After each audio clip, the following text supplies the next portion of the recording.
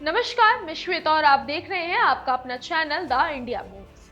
जब जब राज्य के नेता भिड़ते हैं, एक बात फिर सामने आती है, क्या सच में सरकार चलती है मुख्यमंत्री से या दिल्ली में बैठे आलाकमान से? ये सवाल कि आखिर क्यों कांग्रेस और बीजेपी जैसी बड़ी पार्टियों को हर बड़े फैसले के लिए आलाकमान की तरफ देखना पड़ता है, आज फिर चर्चा में है।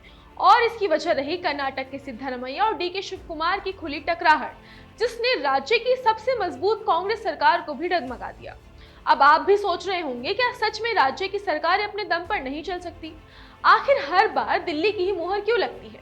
तो यही पूरा खेल है भारतीय राजनीति की आलाकमान संस्कृति का, जिसे समझना जितना जरूरी है उतना ही दिलचस्प भी। देखें, राष्ट्रीय पार्टियों में एक अनकहा नियम चलता है, सब कुछ ऊपर से तय होगा ताकि पार्टी की इमेज, लाइन और कंट्रोल एक जैसा बना रहे। बीजेपी हो या कांग्रेस, दोनों का मानना है कि अगर हर राज्य अलग तरीके से चलेगा तो पार्टी की पहचान बिखर जाएगी। इसीलिए मुख्यमंत्री कितना भी पावरफुल, अनुभवी या लोकप्रिय क्यों ना हो, अंतिम फैसला दिल्ली वाली टेबल पर बैठे नेताओं के पास ही जाता है।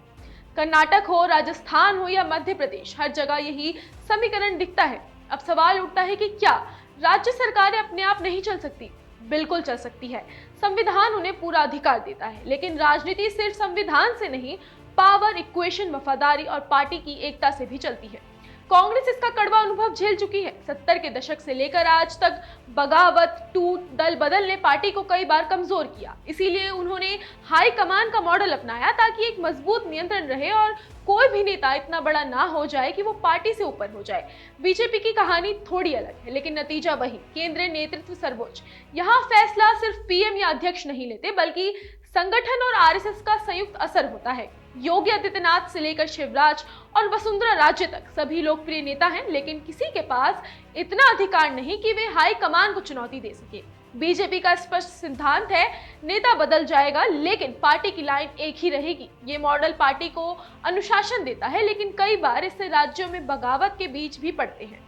अब देखिए, जमीनी सच्चाई, कई बार राज्य के नेता जनता के मूड, स्थानीय मुद्दे और राजनीति का असली तापमान दिल्ली से कहीं ज्यादा समझते हैं। लेकिन जब हाई कमान अपनी पसंद थोपता है तो असंतोष बढ़ता है। राजस्थान में गहलोत और पायलट का झगड़ा, कर्नाटक में शिव कुमार बनाम सिद्धरमैया, मध्य प्रदेश में सिंधिया की बगावत, ये सभी उदाहरण दिखाते हैं कि केंद्र का अत्यधिक हस्तक्षेप कभी कभी उल्टा भी पड़ जाता है।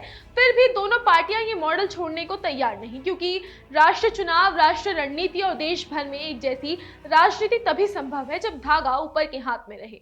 राज्यों की सरकारें भले प्रशासन चलाए, लेकिन पार्टी की असली कमान वही लोग संभालते हैं जो दिल्ली में बैठकर हर राज्य का संतुलन, हर नेता की ताकत और पूरी पार्टी की दिशा तय करते हैं। यानी साफ है कि राज्य सरकारें तो अपने दम पर चल सकती है, लेकिन पार्टी ऐसा होने नहीं देती, क्योंकि भारतीय राजनीति का सबसे बड़ा सच यही है कि असली पावर उस टेबल पर बैठती है जहां अंतिम फैसला दिल्ली में लिया जाता है।